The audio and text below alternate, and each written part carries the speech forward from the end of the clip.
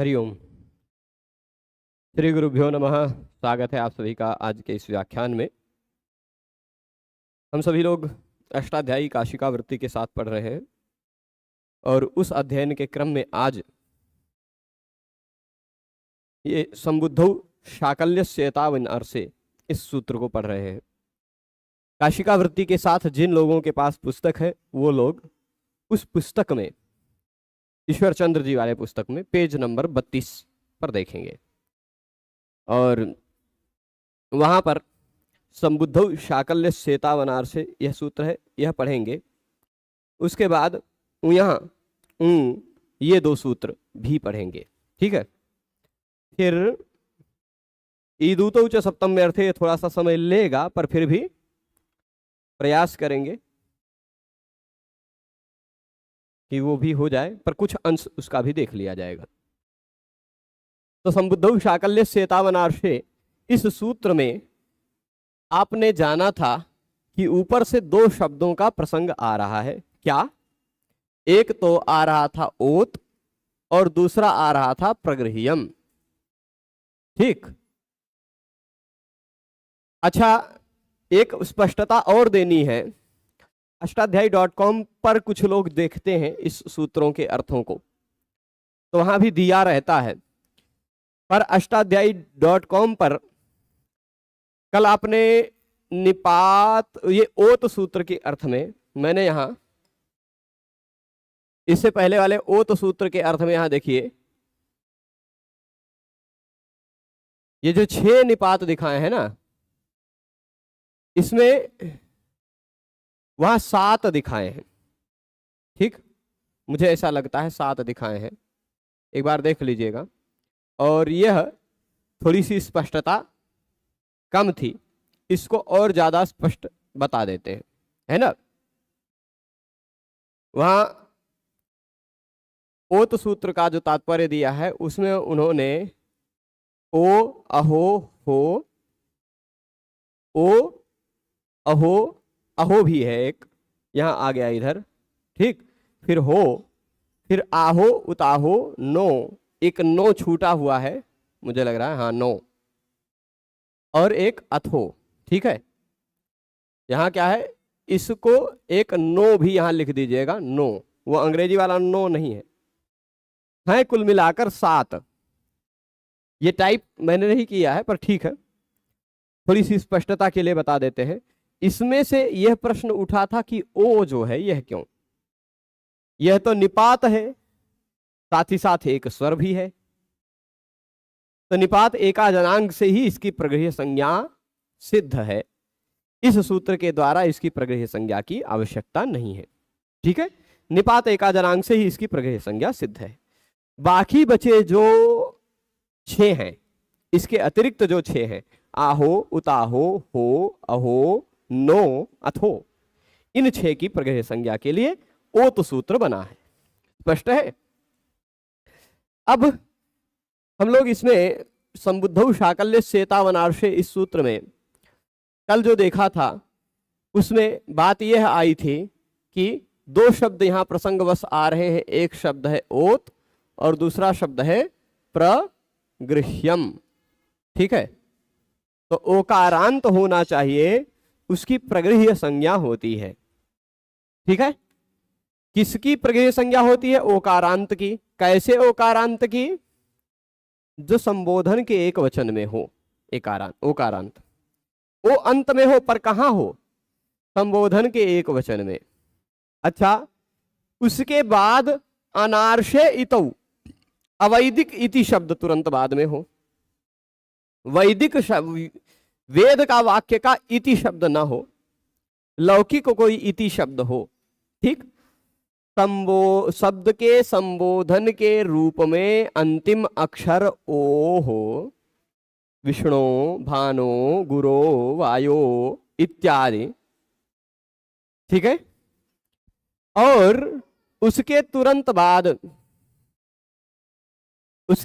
बाद अवैदिक इति शब्द हो, अवैदिक इति शब्द हो, तो शाकल्य ऋषि के मत में उस ओकारांत की भी प्रगृह्य संज्ञा होती है। यह बात बताई गई थी, ठीक, किसके मत में? शाकल्य ऋषि के मत में उस ओ की भी प्रगृह्य संज्ञा होती है, यह बात बताई गई थी। ठीक, अब इसके बाद देखिएगा कि यहां पर यही बात बताई गई थी, देख लीजिए, ओदिति वर्तते, ओ यह वर्तते, वर्तते मतलब है, वर्तमान है, संबुद्धि निमित्त यह ओ आ रहा, यानी संबुद्धि संबोधन के एक वचन के सुप्रत्यय के कारण जो ओ आ गया था, वह ओ सह शाकल्यस्य आचार्यस्य मतेन, एकः शाकल्यः नामकः आचार्यः अस्ति, शाकल्य नामकः आचार्यः, तस्य शाकल्यस्य आचार्यस्य मतेन सः प्रगृह्य संज्ञकः भवति। कहा? ओकाराः संबुद्धि निमित्तकः यह संबोधन एक वचने यह शब्दस्यान्ते ओकारः दृश्यते, सः प्रगृह्य संज्ञा भवति, वह उसकी प्रगृह्य संज्ञा होती है। इति शब्दे अनार्षे, उसके तुरंत बाद इति शब्द होना चाहिए जो अनार्ष हो यानी अवैदिक हो। इति शब्द कैसा होना चाहिए? अवैदिक होना चाहिए तुरंत पर में, ये बात जानी थी हमने। और जैसे देख लीजिए, ये वायो इति उदाहरण दिया था, क्या? वायो इति, वायो इति में आपको ओ दिखाई पड़ रहा है, जो वह ओ संबुद्धि का है, संबुद्धि निमित्तक है, क्योंकि उसके बाद सुप्रत्यय था, सुप्रत्यय के कारण गुण हुआ है ह्रस्व से गुणा सूत्र से, तो संबुद्धि के निमित्त वाला ओ है। उस ओ के तुरंत बाद अवैदिक इति शब्द है, वेद का तो यह इति नहीं है, लौकिक वाक्य में यह प्रयुक्त इति शब्द है, अवैदिक इति शब्द है, तो शाकल्य ऋषि के मत में इसकी प्रगृह्य संज्ञा होगी। जिसकी भी प्रगृह्य संज्ञा होती है उसमें फिर गुण और वृद्धि कार्य, मतलब कोई भी संधिगत कार्य नहीं होता, कोई भी संधिगत कार्य नहीं होता, प्रकृति भाव हो जाता है, प्लुत प्रगृह्या अचिनित्यम। तो वायो इति वैसे रह गया। पर जब शाकल्य ऋषि का मत नहीं चला, अन्य आचार्यों के मत में क्या हुआ? तो अन्य आचार्यों के मत में वायवीति, ओ की जगह पे अब आदेश हो गया एचो वायावह, इस संधि के नियम के कारण, तो वायवीति बन गया। ये जैसे भानो इति भानविति, ये हमने पूरा बता दिया था। फिर प्रश्न उठाया था संबुद्धाविति किम, आप इस सूत्र में संबुद्धो ऐसा क्यों कह रहे हो? संबुद्धो नहीं कहोगे तो क्या होगा? तो उदाहरण दे रहे हैं, गवित्ययमाह। चलिए, कोई व्यक्ति बोलना था गौ, बोल गया गो, ठीक है। किसी व्यक्ति ने क्या था, बोलना था गौ और बोल गया गो, मतलब ऐसा समझिएगा, इसके जगह पर ये बोल गया, ठीक है, बोलना था ये लेकिन बोल गया ये, ठीक। तो अब या शुद्ध रूप से प्रातिपदिक तो गो ही है, शुद्ध ही बोल गया गो, खाली गो, पर शब्द उसके शब्द का रूप नहीं बोला, मूल शब्द बोला। जैसे राम कह दिया, राम रामो रामा रामम रामो रामान इत्यादि शब्दों में से कोई नहीं कहा, मूल रूप में शब्द कह दिया गो। तो ऐसे उस व्यक्ति के कहे हुए गो शब्द को कोई दूसरा व्यक्ति वर्णन कर रहा है कि ये व्यक्ति ने गो कहा है, गवित्ययमाह। जैसे मान लीजिए, हाँ, दूसरे तरह से समझाते हैं, दूसरे तरह से समझाते हैं कि दो चार लोगों में आपस में बातचीत चल रही थी। एक व्यक्ति ने कहा कुछ दूसरा, सामने वाले व्यक्ति ने समझ लिया कुछ दूसरा, तो तीसरा आदमी समझा रहा है, भाई ये गो कह रहे थे, आप जो वो समझ रहे होंगे, घो समझ रहे होंगे, कुछ दूसरा समझ रहे होंगे, वो नहीं है, है ना, ये गो कह रहे थे। क्या कह रहे थे? गो इति अयम आह, ठीक। गो समझिएगा, फिर से मैं लिख रहा हूं यहां, गो इति अयम आह, मतलब अयम मतलब यह, आह मतलब कह रहे हैं, यह कह रहे हैं, ये कह रहे हैं। कौन कह रहे हैं? मतलब किसी व्यक्ति की स्पष्टता के लिए कह सकते हैं ना कि भाई आप कुछ दूसरा ही समझ गए, ये गाय कह रहे थे, ये गो कह रहे थे, ये गो कह रहे थे। तो अयम गो इति आह, ये गो कह रहे थे मतलब गाय कह रहे थे, ठीक। अब यहां जो बाद में बता रहा है, जो स्पष्टता दे रहा है, वह व्यक्ति गाय अर्थ वाली गौ शब्द नहीं कह रहा है, वह व्यक्ति सामने वाले व्यक्ति के कहे हुए शब्द का अनुकरण करके कह रहा है ना। सामने वाले कहे हुए व्यक्ति के वाक्य का अनुकरण करके कह रहा है, गो इत्ययमाह गवित्ययमाह, है ना। तो अब अनुकरण हो गया। इस स्थिति में यहां समझिएगा, एक मिनट, नारायण नारायण।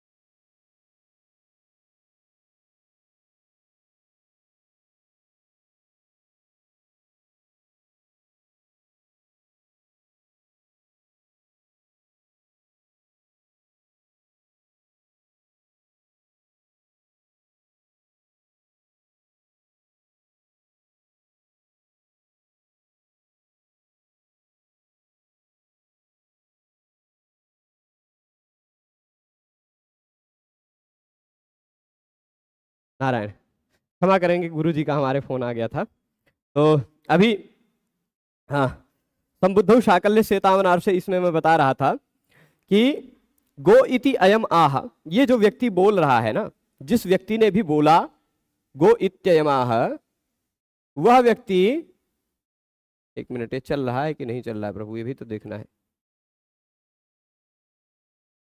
हाँ चल रहा है, ठीक है। तो गो इत्ययम आह जो ये बात कह रही गई, यहां पर यह जो गो है, यह गो गाय अर्थ वाला गो शब्द यद्यपि है, आपको लग रहा है, परंतु यहां कहने वाले व्यक्ति ने एक दूसरे व्यक्ति के, मान लीजिए ऐसे सही नहीं समझेंगे हम, एक थोड़ा सा उदाहरण देते हैं। 3 लोग बैठे हैं, वो तीनों लोगों में से तीनों लोगों का नाम से बोलते हैं तो ज्यादा अच्छे से समझेंगे, है ना। एक राम जी हैं, और फिर उसके साथ साथ लक्ष्मण जी हैं, और उसके साथ साथ विश्वामित्र जी हैं। रामायण में अभी इन्हीं सबका प्रसंग चल रहा है, रामायण पढ़ाते समय तो इन्हीं तीनों को ले लेते हैं, ठीक है। राम जी के मुख से शब्द निकला गो, और लक्ष्मण जी समझ गए भो, या कुछ दूसरा ही समझ गए, है ना। तो वो कुछ दूसरा कहने लगे थे, तब तक विश्वामित्र जी कहे नहीं, ये भो नहीं कह रहे थे, ये गो कह रहे थे, ठीक। तो यहां अब विश्वामित्र जी जो गो कह रहे हैं, वह गाय अर्थ के लिए नहीं कह रहे हैं, वह राम जी के शब्द को स्पष्ट करने के लिए उनके शब्द का अनुकरण कर रहे हैं, ठीक है। ये बात स्पष्ट समझ रहे हैं ना। तो गो इति अयम आह, यहां पर गो इति, यह जो गो शब्द है ओकारांत भी है, पहले इस दृष्टि से देखें, ओकारांत भी है ना। उसके साथ साथ अवैदिक इति शब्द भी तुरंत बाद में है ना। तो शाकल्य ऋषि के मत में इसकी भी प्रगृह्य संज्ञा हो जाती यदि सूत्र में संबुद्धौ न कहा गया होता तो। ये संबुद्धि में थोड़े ना है, संबुद्धि मतलब संबुद्धि निमित्तक कोई होना चाहिए, संबुद्धि निमित्तक नहीं है, ठीक है, ये संबुद्धि निमित्तक नहीं है। तो संबुद्धौ कह देने के कारण इस गो इति का, इस गो का प्रगृह्य संज्ञा नहीं हो पाएगी, क्योंकि संबोधन एक वचन सुप्रत्यय के कारण जो ओ आया है उसी ओ की प्रगृह्य संज्ञा होती है। ठीक है, यह संबोधन एक वचन वाला नहीं है, इसलिए इसकी प्रगृह्य संज्ञा नहीं होगी। तो प्रगृह्य संज्ञा न होने पर संधि हो जाएगी, ओ के जगह पे हो जाएगा अव, तो गो बन जाएगा गव। ओ हटा, आधा बचा, उसमें अव जुड़ गया, गव हो गया। गव इति, व पर ई की मात्रा चढ़ा देते हैं हम, विति हो गया, गवीति अयमाह। अब ई के बाद आ आता हो तो ई के जगह पे य हो जाता है, य आधा, गवित्य गवित्य अयमाह। इस य में इस अयम का आ जुड़ गया तो गवित्ययम आह, ऐसा बन गया, बना ना। यही कहीं लिखा होगा गवित्ययम आह, ये म में आ की मात्रा चढ़ा दीजिए तो माह हो जाएगा, है ना। तो ये स्पष्ट है। अब यहां पर यह बात ध्यान रखिएगा कि जो प्रगृह्य संज्ञा नहीं हुई, क्योंकि संबुद्धौ कहा गया है, यहां पर अनुकार्य अनुकरणयोः भेदस्य अविवक्षितत्वात्। यहां क्या है, अनुकार्य है, एक अनुकार्य है और एक अनुकरण है। अनुकार्य क्या है, राम जी ने जो गो शब्द बोला वह अनुकार्य है, और विश्वामित्र जी ने जो गो शब्द बोला वह राम जी के गो शब्द का अनुकरण करके बोला, इसलिए वह अनुकरण है। ठीक, तो राम जी का जो गो शब्द है वह अनुकार्य है, और इनका विश्वामित्र जी जो उनका बोलने लगे वह अनुकरण है। इस अनुकार्य और अनुकरण इन दोनों शब्दों में भेद है क्या, राम जी के गो शब्द में और विश्वामित्र जी के गो शब्द में क्या कोई, यद्यपि एक दृष्टि से देखा जाए तो भेद है, क्योंकि राम जी ने जो गो कहा उस गो शब्द का अर्थ वो गाय है, परंतु विश्वामित्र जी ने जो उसका अनुकरण करते हुए गो कहा वह राम जी के शब्द की स्पष्टता के लिए बताया, स्पष्ट नहीं हुआ था, है ना। तो उसका प्रयोजन, उनका अर्थ स्पष्टता में है, और उनका अर्थ प्रयोजन गो अर्थ रूपी में, गो रूपी अर्थ में है ना। तो यह एक सामान्य रूप से थोड़ा सा भेद है, पर वह भेद अविवक्षित है। भेद हम कहना नहीं चाह रहे हैं, भेद उन दोनों में, शब्दों में भेद अविवक्षित होना अविवक्षित है। तो अब देख लीजिए, राम जी के शब्द का जो गो शब्द था उसका अर्थ है क्या, गाय। विश्वामित्र जी ने जो गो शब्द कहा उस गो शब्द का अर्थ क्या है, राम जी का गो शब्द ही समझ लीजिए। तो वही क्या कहते हैं, असती अर्थवत्वे, क्योंकि इसमें कोई बहुत विशेष गाय रूपी अर्थ विश्वामित्र जी के शब्द में नहीं छिपा हुआ है ना। अर्थवान, यह उस तरह के अर्थवान शब्द नहीं है, इसी कारण विभक्तिर न भवति। इस गो शब्द में, गो इति में, गो के बाद जो विभक्ति नहीं दिखाई पड़ रही है, इति में वो विभक्ति नहीं दिखाई पड़ा। ठीक, क्योंकि यहां अर्थ नहीं कहना चाह रहे हैं। ठीक, असत्यर्थवत्वे विभक्तिर न भवति, ये बात बताना था। अनुकार्य क्यों कह रहे हैं, कार्य कहें, अनुकार्य, अनुकार्य ही लिखा है तो अनुकार्य ही कहेंगे ना। देखिए, जैसे फिर से बताता हूं, कुछ होता है कार्य, कुछ होता है करण। अनुकरण मतलब जिस व्यक्ति ने बोला वह है अनुकरण। ठीक है, किसी व्यक्ति ने बोला, किसी व्यक्ति, जैसे मैं बता रहा हूं, राम जी वाला ही उदाहरण लेता हूं। राम जी ने बोला, तुरंत स्पष्टता करने के लिए बोला, ये गो कह रहे थे, वो कुछ नहीं कह रहे थे, गो कह रहे थे। ठीक, ये जो बात बताई विश्वामित्र जी ने, यह बात क्या हो गई, यह बात हो गई अनुकरण। राम जी के शब्द का हो गया अनुकरण। तो जिसका अनुकरण हो गया वह क्या हो गया, अनुकार्य हो गया, है ना। अनुकार्य हो गया कि नहीं, जिसको हमने कर लिया, यानी जिसका करण हो गया वह कार्य है। कार्य है तभी तो करण हुआ, जो किया जा सकता है उसी को तो करते हैं। तो जिसका अनुकरण संभव है, अनुकार्य मतलब अनुकरण करने योग्य, और अनुकरण मतलब जिसका अनुकरण किया, जो अनुकरण किया गया वह अनुकरण। ठीक, तो यहां अनुकार्य यानी राम जी के शब्द में और अनुकरण यानी विश्वामित्र जी के शब्द में भेद अविवक्षित है। इस कारण विश्वामित्र जी के शब्द में बहुत वह अर्थ नहीं है, वह अर्थ नहीं है गाय वाला, वह राम जी के शब्द को स्पष्ट करने के लिए बता रहे थे, इसलिए उस शब्द में विभक्ति नहीं दिखाई पड़ी, विभक्ति नहीं लगाई गई। ठीक है, अब इतनी बात पूरी स्पष्ट हो गई। अब सूत्र में संबुद्धौ तो बता दिया क्यों कहा गया, चलिए ठीक है, संबुद्धौ क्यों है ये पता चल गया आपको। शाकल्य से यह शब्द नहीं रखते तो क्या होता, संबुद्धौ इतौ अनार्षे ओ, संबुद्धि निमित्तक जो ओ है, संबुद्धि निमित्तक जो ओ है उसके तुरंत पर में इति रहने पर, अवैधिक इति रहने पर उसकी प्रगृह्य संज्ञा हो जाती है, सबके मत में होने लग जाती, शाकल्य से नहीं कहते तो, है ना, शाकल्य से नहीं कहते तो सबके मत में होने लगती। शाकल्य से कह देने से यह पता चल रहा है कि शाकल्य ऋषि के ही मत में होगा, अन्य आचार्यों के मत में नहीं। तो वही कह रहे शाकल्य ग्रहणम विभाषार्थम, शाकल्य का जो यहां ग्रहण किया गया वह केवल विभाषा के लिए, विभाषा के लिए का तात्पर्य क्या है, विकल्प के लिए। ठीक, विभाषा क्या है, विकल्प, तो विभाषार्थम यानी विकल्पार्थम। ठीक है, अब इसके बाद आगे देखिएगा, हाँ विभाषार्थम हो गया ना, आगे देखते हैं। हाँ, यानी विभाषा का तात्पर्य क्या होता है, यद्यपि मैं विभाषा अभी तक हो सकता है आपने न पढ़ा हो, विभाषार्थम विभाषा अभी तक हो सकता है आपने न पढ़ा हो, तो इसलिए बता दे रहे हैं विभाषा क्या है। विभाषा है न वेति विभाषा, जो कार्य कभी हो भी जाए कभी न भी हो। ठीक, जो कार्य ऐसा है कि कभी हो भी जाए और ऐसा है कि कभी न भी हो, तो वह कार्य क्या है, विभाषा है। ठीक,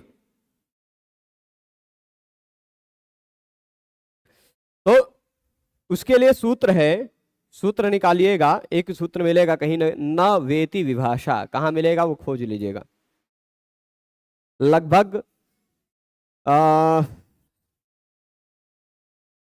44 नंबर सूत्र पर मिलेगा। देखिए कितने पर है, 44 पर ही है ना। ठीक है, क्योंकि मुझे पता था 45 नंबर पर इज्ञान संप्रसारणम है, 5 याद करते थे, 45 इज्ञान संप्रसारणम, उससे पहले ही 44 नंबर नवेति विभाषा। ठीक है, तो एक एक में ही है ना, पहले अध्याय के पहले पाद में ही, आगे आएगा पढ़ेंगे हम। तो वो विभाषा का मतलब क्या है, विभाषा का मतलब है जो कार्य हो भी और ना भी हो। ठीक, तो यहां शाकल्य का ग्रहण किस लिए किया गया है कि यह जो कार्य है प्रगृह्य संज्ञा रूपी कार्य, यह हो भी और न भी हो, यानी शाकल्य ऋषि के मत में हो जाए, अन्य आचार्यों के मत में न हो। ठीक है, स्पष्ट है। अब इताविति किम, इस सूत्र में संबुद्धौ शाकल्यस्य इतौ अनार्षे, ये जो कहा गया है वह इतौ क्यों कहा गया, चलिए तो खाली कह देते संबुद्धौ शाकल्यस्य अनार्षे, संबुद्धौ शाकल्यस्य अनार्षे, ऐसा सूत्र होता, इतौ न कहते तो यह सूत्र बनता है ना, यही सूत्र बनता। अब तो कह रहे वायो अत्र, जब संबुद्धौ शाकल्य सेतावनार्षे में इतौ शब्द न होता तो देखिए ये रहा वायो और उसके तुरंत बाद अत्र, यह अत्र अवैधिक है ना, संबोधन के एक वचन का है, संबुद्धि निमित्तक ओकार है, उसके तुरंत बाद इति शब्द नहीं है, फिर भी प्रगृह्य होने लगता है ना, और फिर भी प्रगृह्य होने लगता तो यहां संधि कार्य होकर वायोत्र ऐसा रूप न बनता, वायो अत्र ऐसा ही रह जाता, अलग अलग ही रह जाता, प्रकृति भाव हो जाता है ना। तो केवल इति शब्द रहने पर ही प्रगृह्य संज्ञा हो, इसलिए इतौ कहा। यदि इतौ शब्द न कहते तो वायो अत्र में भी प्रगृह्य संज्ञा होती और यह वायोत्र शब्द न बन पाता संधि होकर। कैसे हुआ, कैसे बना, उसके लिए आपको एंगः पदांता दति सूत्र भविष्य में 6ठे अध्याय में पढ़ना पड़ेगा, तब समझ में आएगा, बार बार आएगा, प्रसंग बस बता देंगे। हाँ, ये है ए ओ के बाद यदि ह्रस्व आ आता हो, ए ओ के बाद यदि ह्रस्व आ आता हो, शब्द के अंतिम वर्ण ए ओ के बाद यदि ह्रस्व आ आता हो, तो उस ओ और अ में से ओ ही बचता है, ए और अ में से ए ही बचता है, पूर्व रूप हो जाता है। ठीक है, तो वह वायोत्र हुआ। अब अनार्ष इति किम, चलिए ठीक है भाई, इतो रहने दीजिए, नहीं तो वायो अत्र भानो अत्र इत्यादि में भी संधि न हो पाती। अनार्षे क्यों कहा, तो उसका उत्तर दे रहे एता गा ब्रह्मबंध इत्यब्रवीत। एता गा ब्रह्मबंध इत्यब्रवीत, पूरा और कहीं से मतलब नहीं है, ये काठक संहिता का 10.6 नंबर का यह एक वाक्य है। ठीक है, इसमें ब्रह्मबंध इत्यब्रवीत, अब यह जो है यह वैदिक साहित्य है, कृष्ण यजुर्वेद के अंतर्गत पाया जाता है। ठीक है, चलेगा। तो अब यहां ध्यान दीजिएगा, जो यह है कैसा, वैदिक है कि नहीं ब्रह्म। अब यहां पहले इसमें है मूल रूप से क्या, वो मैं लिख देता हूं। ब्रह्म बंधो इति, ठीक, खाली इतने से मतलब रखिए, ब्रह्म बंधो इति। इस वैदिक वाक्य में यहां ब्रह्म बंधो और इति दिखाई पड़ रहा है। ठीक, अनार्षे कह देने से, ध्यान दीजिएगा, अनार्षे कह देने से अवैदिक वाक्य में ही प्रगृह्य संज्ञा होगी, वैदिक में नहीं। ठीक, अनार्षे कह देने से वैदिक में प्रगृह्य संज्ञा नहीं होगी, अवैदिक में ही होगी। ठीक है, तो यह वैदिक वाक्य है, इस कारण से ब्रह्मबंधो इति में यद्यपि ओकारांत है, संबुद्धि निमित्तक ओ है, यद्यपि पर में इति है, यद्यपि यह अनार्षे यदि ना कहा होता सूत्र में, खाली संबुद्धौ शाकल्य से इतौ कहा होता, तो संबुद्धि है, शाकल्य के मत में इति पर में है, तो काम हो जाता, प्रगृह्य संज्ञा होने लग जाती और संधि कार्य नहीं हो पाता। परंतु अनार्षे कह देने से पता चल रहा है कि वैदिक साहित्य में यह नियम नहीं लगेगा, वैदिक साहित्य में यह नियम नहीं लगेगा, यानी प्रगृह्य संज्ञा वैदिक साहित्य में नहीं होगी। तो जब वैदिक साहित्य में प्रगृह्य संज्ञा नहीं होगी, तो ओ के जगह पर अब आदेश हो जाएगा ब्रह्मबंधव इति, ऐसा हो जाएगा, ब्रह्मबंधव इति। ठीक है, और किसी शब्द का अंतिम वर्ण वह हो अथवा यह हो, उसके बाद अश हो, किसी शब्द का अंतिम वर्ण वह हो अथवा यह हो, उसके बाद अश हो, तो शाकल्य ऋषि के मत में उसका लोप हो जाता है, लोपः शाकल्यस्य, 8वें अध्याय में सूत्र पढ़ेंगे, उसके आधार पर लोप हो जाता है, तो बन जाता है ब्रह्मबंध इत्यब्रवीत, ब्रह्मबंध इति। ये देखिए ब्रह्मबंध इति दिख रहा है कि नहीं, तो यहां संधि कार्य हो गई है। यदि सूत्र में अनार्षे होता तो यह मंत्र ब्रह्मबंधो इति अब्रवीत ऐसा लिखा रहता है ना, ब्रह्मबंधो इत्यब्रवीत ऐसा लिखा हुआ मिलता, पर वैदिक साहित्य में ऐसा नियम नहीं चलता। स्पष्ट है। अब इसको हिंदी में जो लिखा वो भी देख लेते हैं जल्दी जल्दी, और फिर अगले सूत्र में आ जाते हैं। संबुद्धि निमित्तक ओकार की अवैदिक इति शब्द के परे रहते शाकल्य आचार्य के मत में प्रगृह्य संज्ञा होती है। संबुद्धौ का अर्थ होता है संबुद्धि में, अनार्षे का अर्थ है वेद का विषय न हो, अर्थात इति शब्द जिसका वेद वे प्रयोग न हो। ठीक है, अब आ जाते हैं उयः। ठीक है, सीधा छोटा सा सूत्र उयः। अब कैसे अर्थ समझेंगे आप इस उयः का? यदि अष्टाध्यायी क्रम से देखते हैं तो कितनी आसानी से अर्थ समझ में आ जाता, ये बात ध्यान दीजिए। यदि अष्टाध्यायी क्रम से देखते हैं तो कितनी आसानी से अर्थ समझ में आता है, ये बात जरा ध्यान दीजिएगा। उयः इस सूत्र से पहले चल रहे सूत्र में कितने शब्दों का प्रसंग चल रहा था वह भी मैं लिख देता हूं। क्या क्या था? संबुद्धौ, ठीक,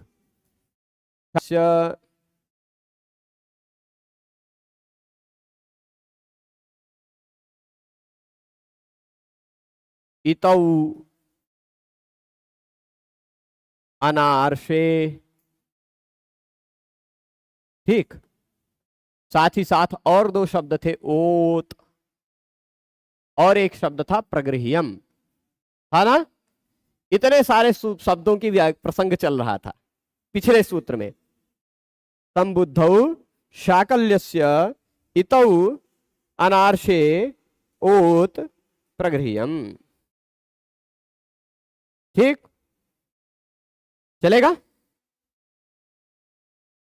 तो ओ या औ दोनों हो सकता, केवल ओ, केवल ओ, ओत कहा है ना, तो औ कैसे हो जाएगा? केवल ओ की ही बात है, ठीक है, स्पष्ट है। अब यहां पर यदि कह दिया उयः, ठीक, तो अब जब उयः कह दिया, उय की बात आ गई,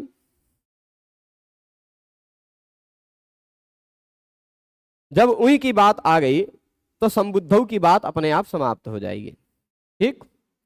और उई की बात आ गई तो ओत की भी बात अपने आप समाप्त हो जाएगी, क्योंकि उई जो है वह ओत तो है नहीं, है ना, ओत तो है नहीं।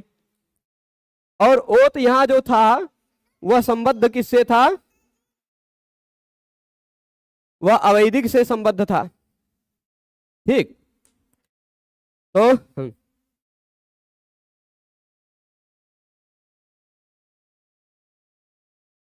अच्छा, तो अब शाकल्यस्य इतौ अनार्षे, ये तीन ही शब्द केवल प्रसंगवश आएगा और प्रगृह्यम आएगा, ओत नहीं आएगा तो संबुद्धौ भी नहीं आएगा, ठीक, क्योंकि अब संबोधन के एक वचन की बात समाप्त हो गई।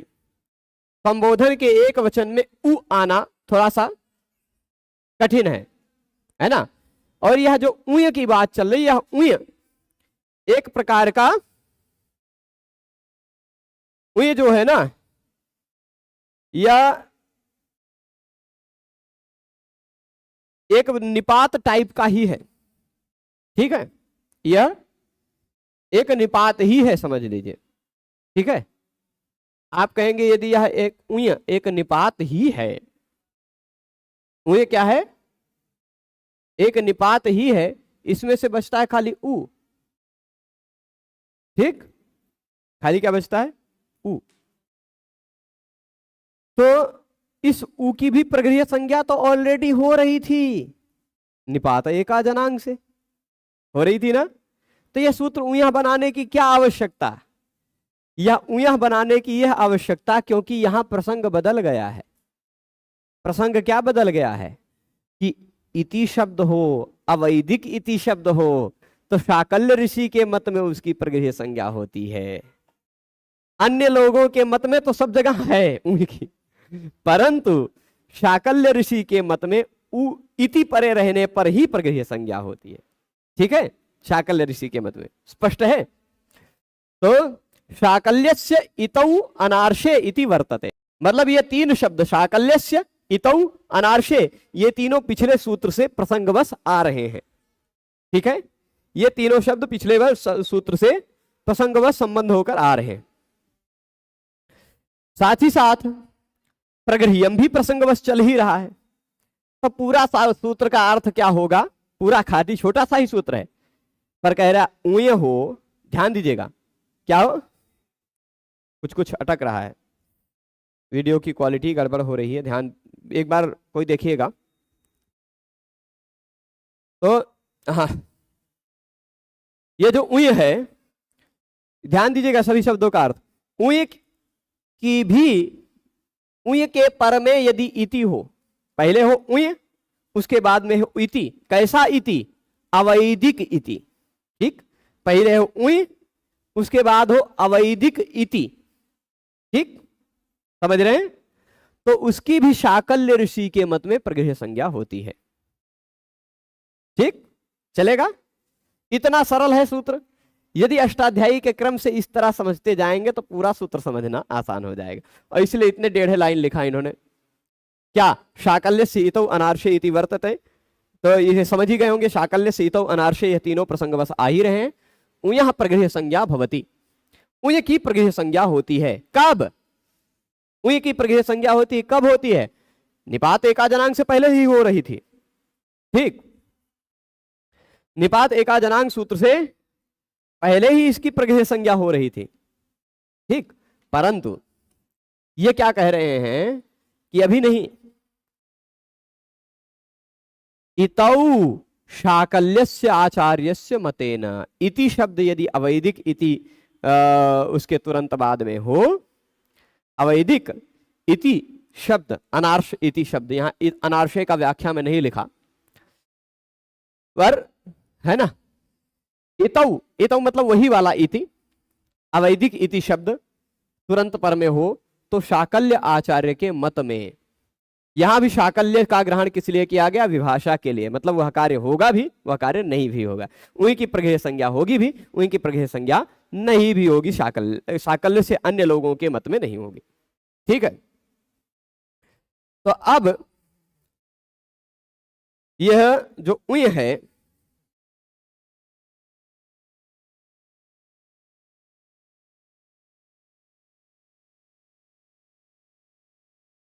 तो उय देखिएगा क्या कह रहे हैं। उय, हाँ, उय इति बनाते हैं, देखते हैं पहले। यह है उय, ठीक, इसके बाद लिखा इति। अब यह जो इति है, मान लीजिए अवैदिक इति शब्द का प्रयोग है। ठीक है, किसका प्रयोग है? अवैदिक इति शब्द का प्रयोग है, और उय उससे पहले है। उय के बाद अवैदिक इति शब्द हो तो उय की भी प्रगृह्य संज्ञा हो जाती है शाकल्य आचार्य के मत में, अन्य आचार्यों के मत में नहीं। ठीक है, स्पष्ट है? तो उय जो है ना, ये है क्या?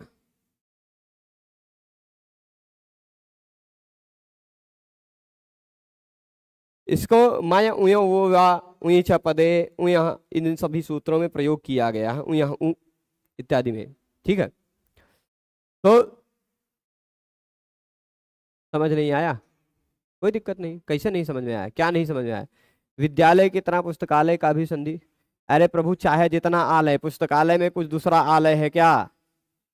एक एक शब्द आपको बताना पड़ेगा। मैंने बताया कहीं भी यदि क्रियापद के साथ उपसर्ग जुड़ा हुआ है तो वो उपसर्ग ही है, वह आंग ही है। आंग है तो फिर वही कार्य होगा। कितने और शब्द फिर कहेंगे? देवालय, फिर कुछ लोग चले जाएंगे मदिरालय, कितने आलय पूछते रहेंगे। ठीक, आलय है यानी आंग है, वो बता दिया जा चुका है, स्पष्टतः बताया जा चुका है। ठीक है, नहीं समझ में आया कोई दिक्कत नहीं, ध्यान दीजिएगा। उय है, क्या है? उय, चलेगा?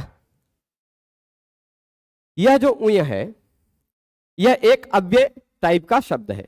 ठीक है, जिस उय की प्रगृह्य संज्ञा होती है, अभी तक पिछले सूत्र में समझा था हमने कि ओ की प्रगृह्य संज्ञा होती है जो संबोधन के अंत में आ रहा हो, उसके बाद इति शब्द हो, उसके बाद वैदिक वह इति शब्द जो हो वह वैदिक हो। यह सूत्र केवल इतनी बातें कह रहा है कि उय की भी प्रगृह्य संज्ञा होती है। उय मतलब उय की प्रगृह्य संज्ञा होती है, स्पष्ट है ना? उय की प्रगृह्य संज्ञा होती है। कब? पिछले सूत्र में चल रहा था शाकल्यस्य तावनार्षे, वह प्रसंग आ जाएगा यहां पर भी कि शाकल्य ऋषि के मत में ही होती है। उय की जो प्रगृह्य संज्ञा होती है वह शाकल्य ऋषि के मत में ही होती है, अन्य आचार्यों के मत में नहीं। तो चलेगा?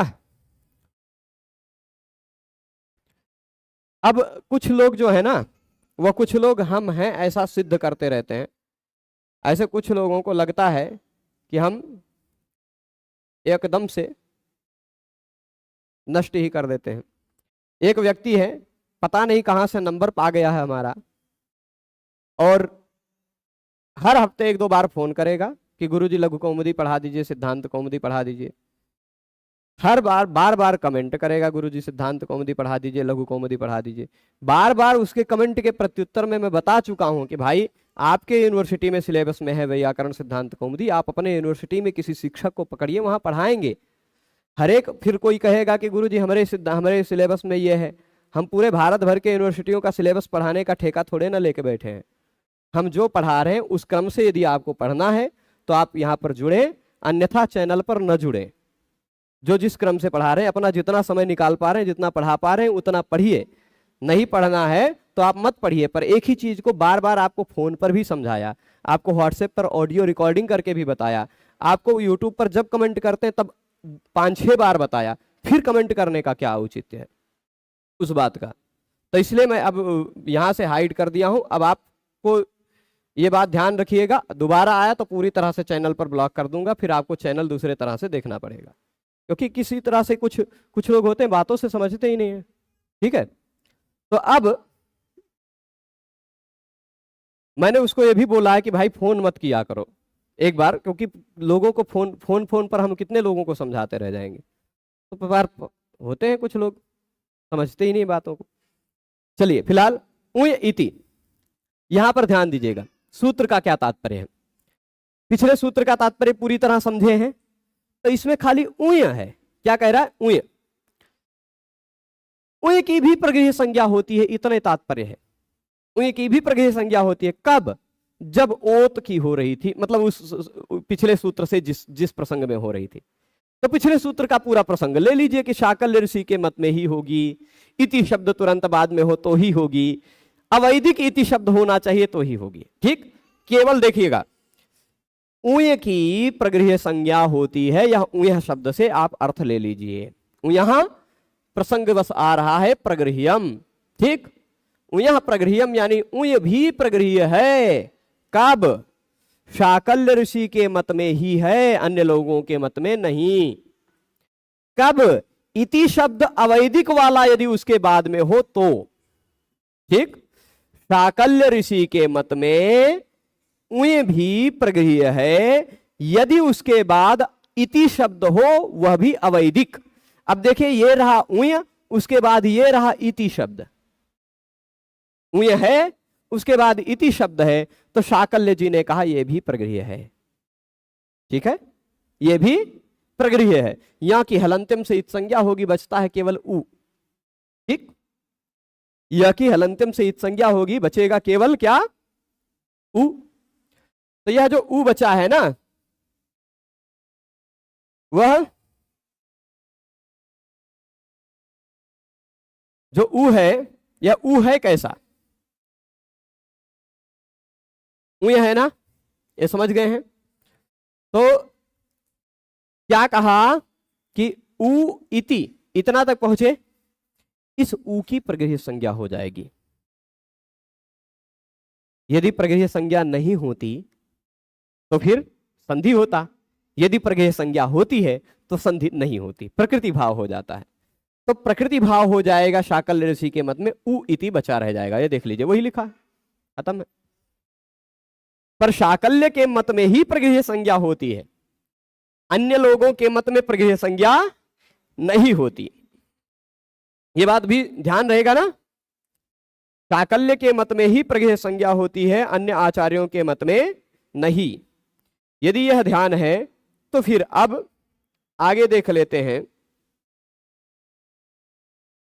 जब अन्य आचार्यों के मत में इसकी प्रगृह्य संज्ञा नहीं होगी तो संधि कार्य हो जाएगा। इको यणची से उ ई, आप बोलिए उ ई, उ ई, उ ई, वी वी वी, नजदीक से करके बोलेंगे तो उ ई का संधि हो करके वी बन जाता है। ठीक है, वही क्या बन गया?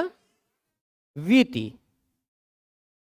वही वाला यहां लिखा है, उ इति संधि हो गई।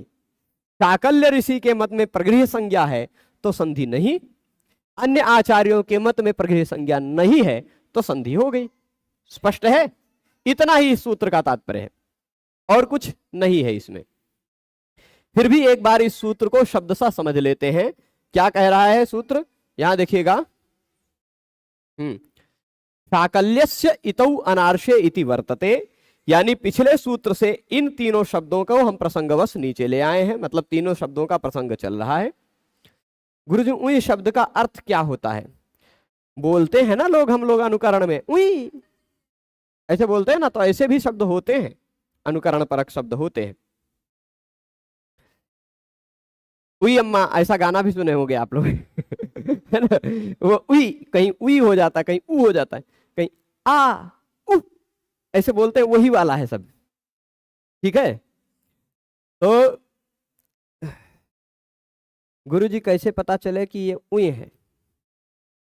आपको एक ही उदाहरण जब बताया गया है प्रभु कि ये रहा उ इति, कहीं आपको वैदिक साहित्य में या अवैदिक साहित्य में कहीं भी ऐसा उ इति लिखा दिखाई पड़ जाए तो चलिए, किम उ इति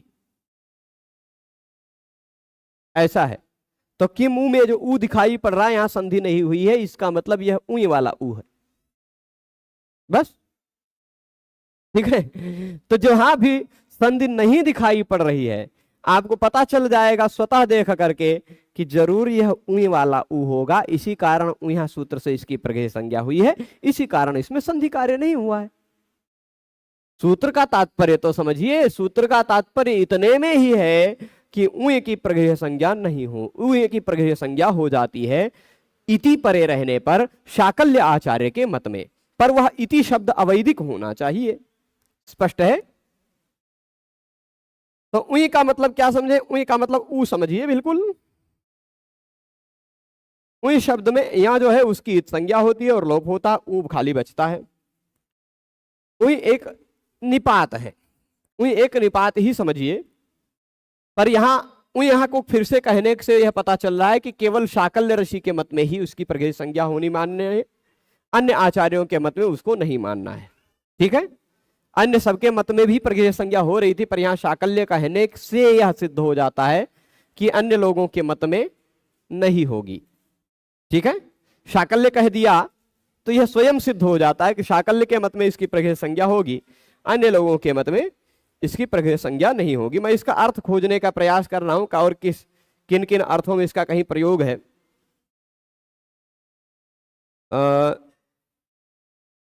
वो ये शब्द चा इत्यादि शब्दों में है, वो एक निपात है, चा इत्यादि के अंतर्गत कहा गया है, पर उसका अर्थ वहां हो सकता है, संभव है कि उसमें चादयो सत्वे के अंतर्गत दिया हुआ हो। ठीक, तो निपात एका जनांग इस सूत्र से उई की प्रगेह संज्ञा हो ही रही थी। ठीक, निपात एका जनांग सूत्र से उई की प्रगेह संज्ञा हो ही रही थी, लेकिन उस उई की प्रगेह संज्ञा विकल्प करने के लिए, वैकल्पिक करने के लिए यह सूत्र बना। ठीक है, इस उ की प्रगेह संज्ञा निपात एका जनांग से हो ही रही थी, फिर से क्यों कहा गया? फिर से कह दिया, इससे पता चलता है कि ये विकल्प से होगा, ये ऑप्शनली है, केवल शाकल्य आचार्य के मत में है। ठीक है, स्पष्ट है, और इति रहने पर ही होगा, अन्यथा नहीं। ठीक, तो अब जैसे देखिएगा, हाँ रीति तक पहुंच गए, उ इति, यहां शाकल्य से, यहां आप देखिएगा उ यहां प्रगेह संज्ञा भवती, उई की प्रगेह संज्ञा होती है। इतौ शाकल्य से आचार्य समतेन, इति परे रहने चाहिए, अवैदिक होना चाहिए, इति शाकल्य आचार्य के मत में होगा। शाकल्य यह ग्रहण क्यों किया गया? विकल्प करने के लिए, विभाषा करने के लिए। उ इति विति ये दोनों शब्द रूप बना करके भी हमने दिखा दिया। इतनी ही बात यह सूत्र में है। ठीक है, चलेगा? स्पष्ट है ना? ये देखिए, उ धन इति विति बनेगा कैसे? उ इति, एक तो उ इति रह गया, एक तो विति बन जाएगा। तो उ इति वैसे का वैसा रह गया, प्रगेह संज्ञा होने के कारण प्लुतप प्रगेह्या अचिनित्यम से संधि नहीं हुई। पर शाकल्य से अन्य लोगों के मत में जब इसकी प्रगेह संज्ञा हो जाए, प्रगेह संज्ञा नहीं होगी, अन्य लोगों के मत में जब प्रगेह संज्ञा नहीं होगी तो उ इति के तुरंत बाद इको यणच नियम लग जाएगा। ये ऐसा एक रूप रह गया और इको यण चिलक जाने के कारण ऊ के जगह पे वो हो गया, उसमें इति जुड़ गया, वीति बन गया। ठीक, ऊ इति वीति। ठीक, पक्ष में प्रगृह्य संज्ञा नहीं हुई है, एक पक्ष में हुई एक पक्ष में नहीं हुई। अब अगला सूत्र है ठीक है,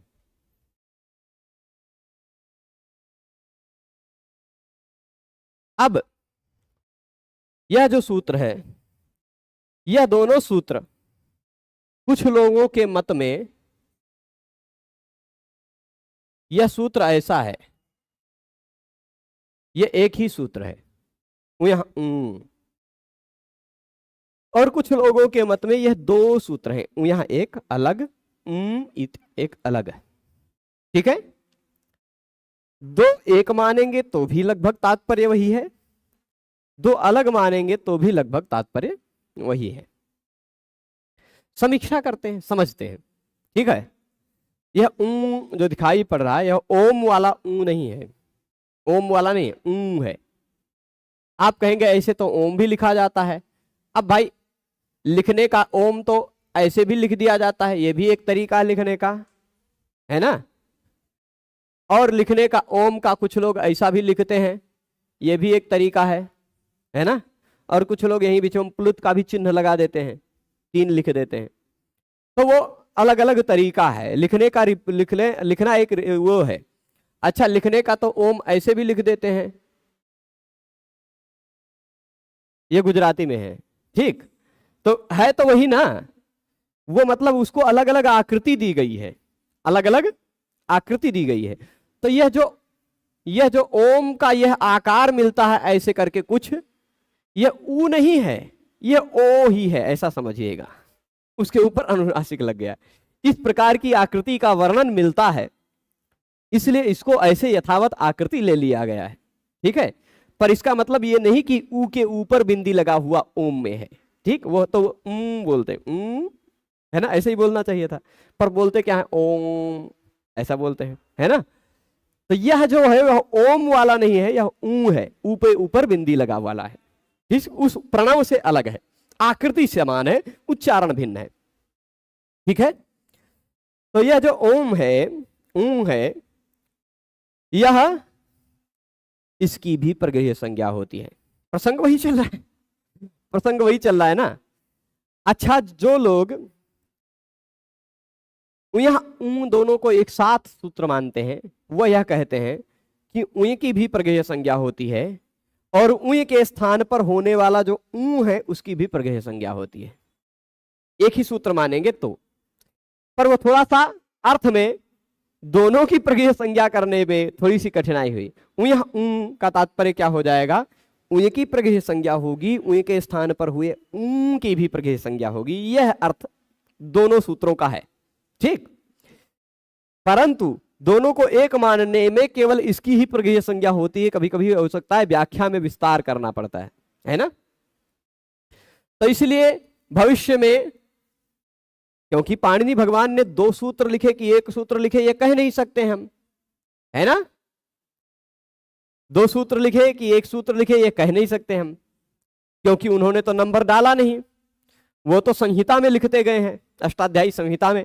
वृद्धिरादय जदें गुण इको गुण वृद्धि न धातु लोप आर्ध धातु के किंकित चदीधि वे वीटाम हलो, संधि भी कर करके लिखते जाते थे।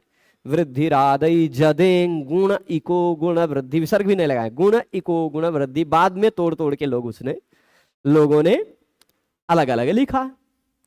तो वृद्धिरादय 1.1.1 ऐसा नंबर डाला गया, अदें गुणा 1.1.2 ऐसा नंबर पड़ा बाद में।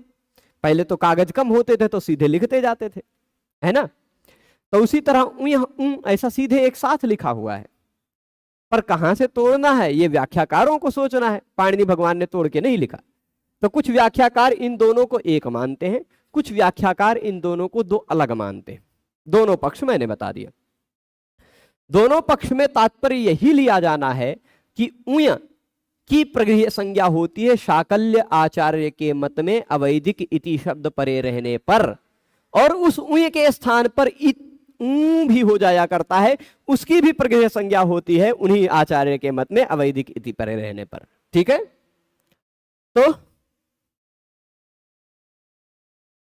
अब देखिएगा, ऊ यहां इति वर्तते, यह ऊ है और अनुनासिक है, ऊ है और अनुनासिक है, ठीक। ऊ के ऊपर अनुनासिक का चिन्ह लगा है, अनुनासिक ऊ है, हो गया। तो ऊ यहां इतौ अनार्षे इत्ययम आदेशः भवति। देखिए ऊ का बचता क्या है, ऊ है ना, ऊ में से बचता क्या है, ऊ। परंतु उसी ऊ के स्थान पर, ऊ मतलब ऊ के स्थान पर इति परे रहने पर, अवैदिक इति परे रहने पर उसी ऊ के स्थान पर ऊ भी हो जाया करता है। क्या हो जाया करता है, ऊ भी हो जाया करता है, ठीक है। यह ऊ सूत्र विधान भी कर रहा है, संज्ञा भी कर रहा है। तो ऊ के स्थान पर ऊ भी हो जाया करता है। वह जो ऊ होता वह दीर्घ ऊ हो गया है, हो गया ना, ऊ ह्रस्व था, दीर्घ हो गया है। और अनुनासिकश्च, ऊपर अनुनासिक का चिन्ह भी लग गया है, समझ रहे हैं ना, दीर्घ अनुनासिकश्च। पूरी वृत्ति फिर से बताएं, ऊ यहां इति वर्तते, ऊपर के सूत्र में ऊ यहां यह है, ऊ यहां ऊपर के सूत्र से ऊ यहां का प्रसंग चल के आ रहा है, साकल्यस्य इतौ अनार्षे भी चल के आ रहा है, ठीक। तो कह रहे हैं अनार्ष अवैदिक इति शब्द परे रहने पर शाकल्य ऋषि के मत में ऊ के स्थान पर ऊ हो जाया करता है। जो ऊ क्या है, ऊ इति अयम, यह ऐसा आदेश हो जाता है। ऊ के स्थान पर ऊ का जो ऊ बचा है, उस ऊ के स्थान पर ऊ हो जाया करता है। क्या हो जाया करता, ऊ हो जाया करता है।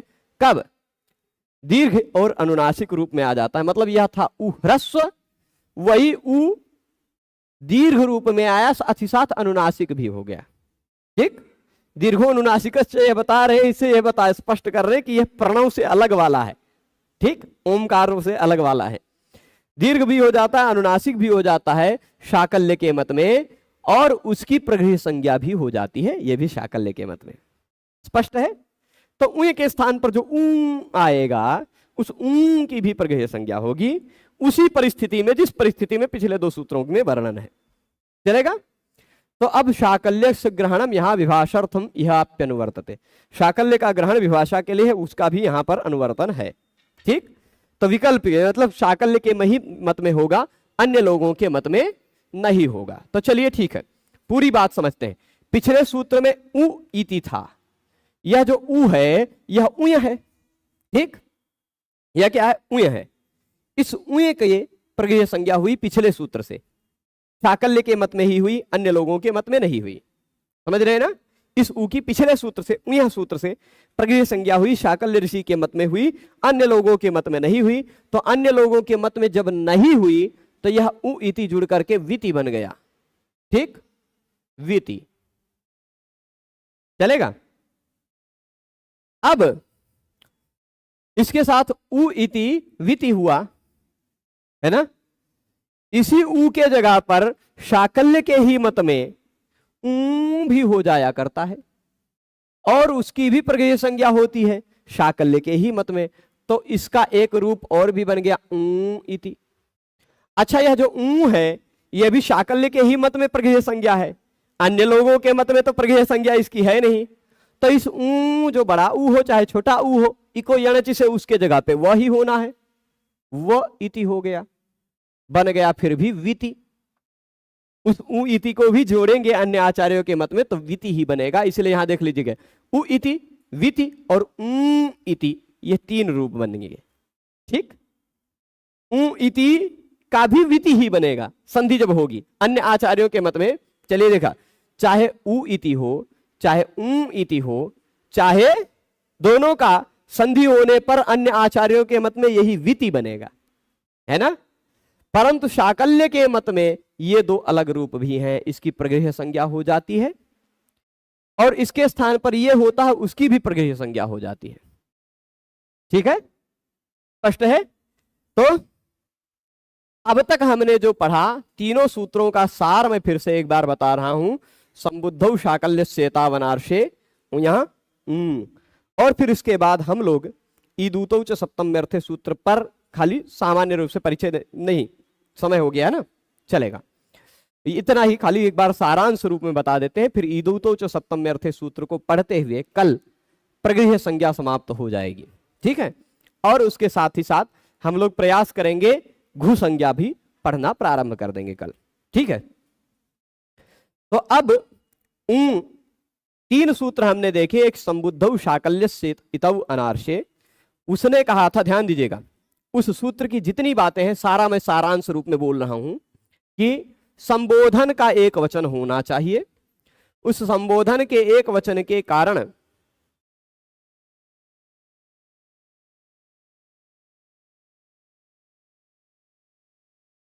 ठीक, नहीं नहीं नहीं, आप समझे नहीं है मृदुल जी, थोड़ा सा धैर्य रखें, बता रहे हैं। तो आप यहां देखिएगा, यहां ऊ में पहले शाकल्य संबुद्धौ शाकल्य सेतावनार्षे ने कहा संबोधन का एक वचन होना चाहिए, उसका अंतिम वर्ण ओ होना चाहिए, ठीक। उसके तुरंत बाद अवैदिक इति शब्द होना चाहिए, तो शाकल्य ऋषि के मत में उसकी प्रगृह्य संज्ञा होती है। स्पष्ट है? वायो इति अन्य लोगों के मत में प्रगृह्य संज्ञा नहीं होगी, तो वायवीति संधि हो जाएगी, ठीक है। इसी तरह भानो इति, विष्णु इति, गुरो इति इत्यादि। उसके बाद सूत्र पढ़ा हमने उयः, जो कहता है इति शब्द पर में हो, अवैदिक इति शब्द पर में हो, तो उय की भी, उय एक निपात है, जिसकी निपात एकाजनांग से प्रगृह्य संज्ञा हो रही थी, वही उय एक निपात है, उस उय की भी प्रगृह्य संज्ञा शाकल्य ऋषि के मत में होगी, यानी अन्य लोगों के मत में नहीं होगी। ये विभाषा करने के लिए इसका ग्रहण कर दिया फिर से। अच्छा, फिर उसी के तुरंत बाद सूत्र ऊ है, उय इति जो था, उस उय के स्थान पर शाकल्य ऋषि के मत में ही भी हो जाया करता है, दीर्घ भी हो जाया करता है, अनुनासिक भी हो जाया करता है, मतलब दीर्घ करके अनुनासिक कर दिया जाता है।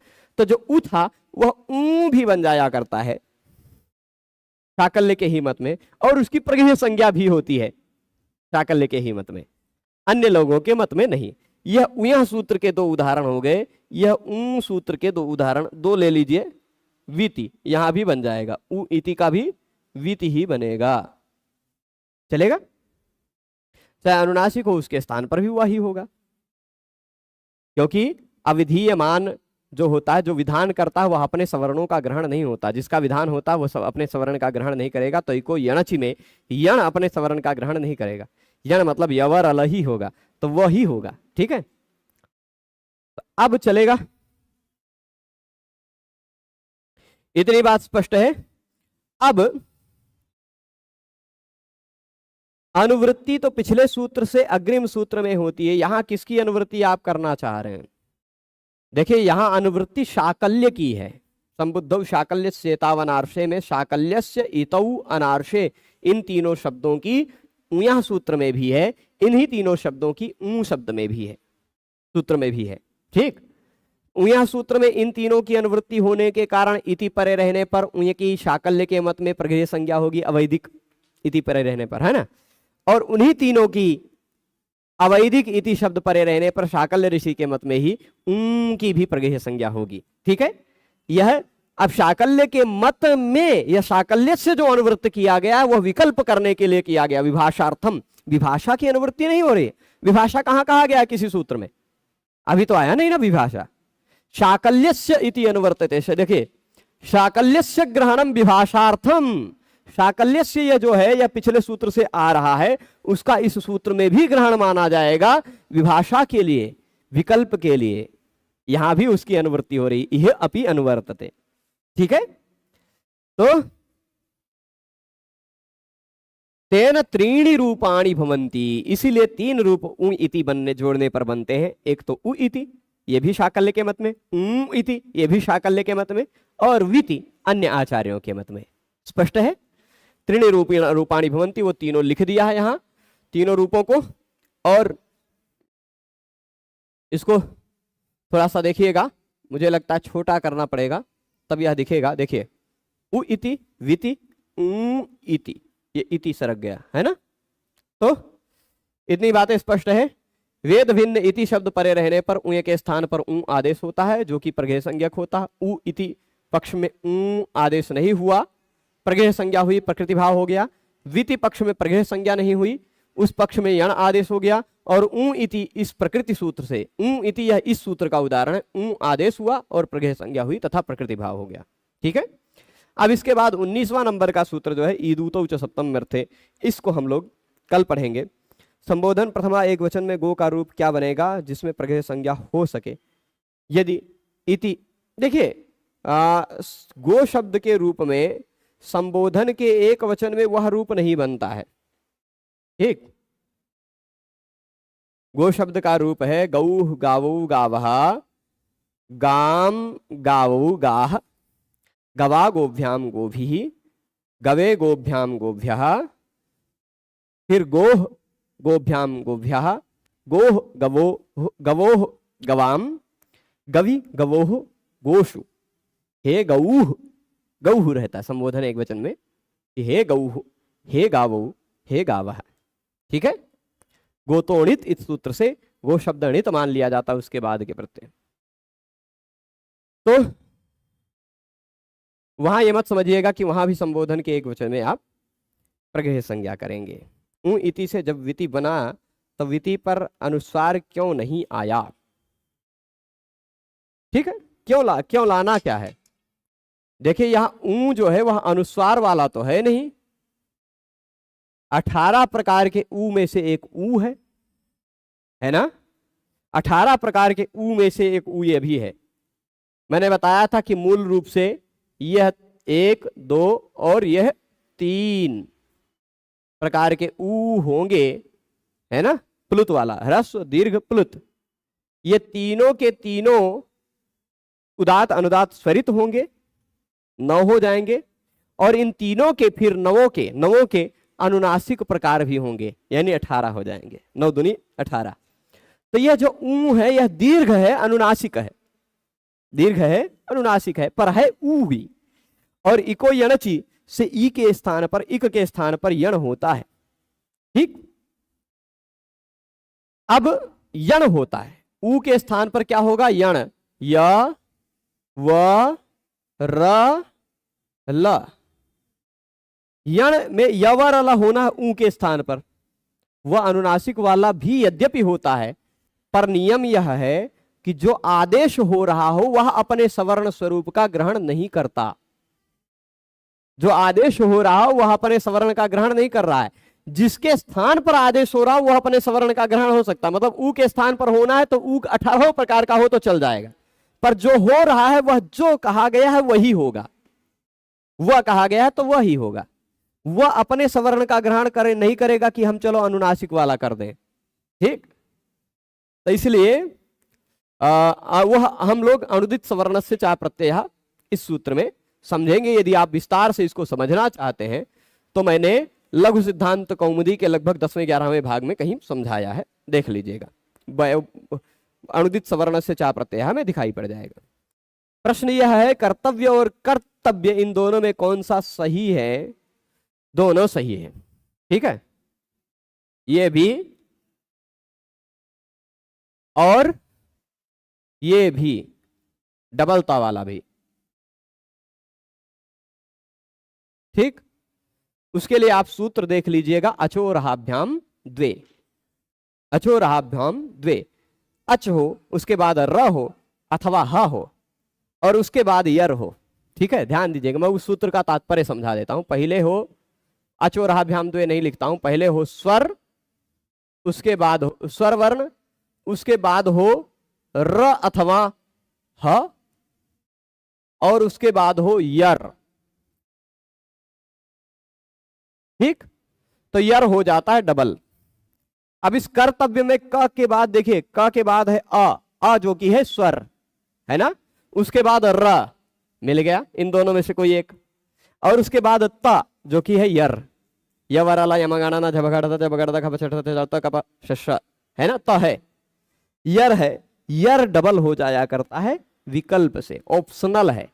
तो यरता को आप डबल कर सकते हैं विकल्प से। ठीक, इसी तरह सूर्य, सूर्य डबल वाला भी मिलता है, डबल या वाला भी, ठीक, वो कोई वैकल्पिक रूप है, दोनों के दोनों सही माने जाएंगे, ठीक है। तो अब तो गुरु जी गो और गौ में क्या सही है, इन दोनों में अंतर क्या है? देखिए, गो और गौ, इन दोनों में क्या अंतर है? जो राम और रामः में अंतर है, ठीक है। गो यह मूल शब्द है, उसका प्रथमा एक वचन में गौह रूप बन जाता है, संबोधन में भी गौह बन जाता है। राम यह मूल शब्द है, उसका प्रथमा एक वचन में रामः बन जाता है। अब कैसे गो का गौह हो जाता है, उसके लिए मैंने सूत्र भी संकेत किया, गोतोणित, वो समझ लीजिएगा, भविष्य में समझा जाएगा, ठीक है। अब आज इस विषय को यही संपन्न करते हैं। कितना बज गया प्रभु? 50 हो गया, ठीक है। ये लंबा खींच रहा है, बहुत दिनों से लंबा लंबा खींच जा रहा है व्याकरण, और हमें आने में थोड़ी सी देर हो जा रही है, शुरू होने में थोड़ा देर हो जा रहा है, कोई दिक्कत नहीं। अभी तक संज्ञी का प्रथमा द्वारा निर्देश किया गया, इन दोनों सूत्रों में ऐसा नहीं है। देखिए, अभी तक संज्ञी का प्रथमा द्वारा ही निर्देश किया गया है। इस सूत्र में संज्ञी को, उयः को षष्ठी में क्यों कहा, यह प्रश्न है, ठीक है। अब प्रश्न आते रहेंगे तो खिंचता रहेगा, और फिर उसके बाद देखिए किसने किया सूत्रों का विभाजन सबसे पहले? पाणिनि जी ने तो नहीं किया, किसने किया वो पता नहीं, है ना। तो नंबर इत्यादि नहीं डाले जाते थे, बाद में नंबर इत्यादि पढ़ने लगे, वो कब पढ़ने लगे ये कह नहीं सकते, समीक्षा का विषय है, ठीक है। तो चलेगा। ये प्रश्न जो है कि उयः, ऊ में, उयः में षष्ठी निर्देश क्यों है, और ऊ, ये ऊ तो प्रथमा ही है, ठीक है, पर उयः जो है वह षष्ठी एक वचन क्यों है, ठीक। ऊ जो है उसमें कोई विभक्ति नहीं है, लुप्त विभक्ति है। तो षष्ठी क्यों अब तक उयः प्रगृह्यम, उयः शाकल्यस्य, यहाँ खाली ये इसलिए भी है षष्ठी निर्देश कि दो दो कार्य करना है, एक तो उय को भी प्रगेय करना है, और एक उय के स्थान पर होने वाले ऊ को भी प्रगेय करना है, उसके स्थान पर ऊ आदेश भी करना है, ठीक। इस कारण से चलेगा। तो आज विषय को संपन्न करते हैं, कल पुनः मिलेंगे, और कल ईदूतो उच्च सप्तम अर्थे इस सूत्र को समझेंगे, ठीक है। स्वास्थ्य के विषय में सब लोग निश्चिंत रहें, मैं स्वस्थ हूं पूर्णतया। आज जो कल सिटी स्कैन करवाया था उसका रिपोर्ट सब कुछ नॉर्मल आया है, मतलब थोड़ा सा है, पर वो 2-3 दिन में पूरा एकदम ठीक हो जाएगा, तो चलेगा। मैं पूर्णतः स्वस्थ हूँ भगवान की कृपा से। कल से दोनों विषय पढ़ा जाएगा। आज अभी शुरू करेंगे तो पता चलेगा, शुरू करते ही खत्म करने का समय आ जाएगा, है ना। तो आज कुछ लोग, जो लोग अष्टाध्यायी दोबारा हमारे कहने पर याद करना प्रारंभ किए थे, वो लोग अष्टाध्यायी सुना करके पुरस्कार चाहते हैं तो पुरस्कार ले सकते हैं, ठीक है। अष्टाध्यायी आकर सुना दे, और सुना करके पुस्तक पुरस्कार के रूप में ले जा सकते हैं, ठीक है। सभी लोगों को जुड़े रहने के लिए बहुत बहुत धन्यवाद। नमो नमः।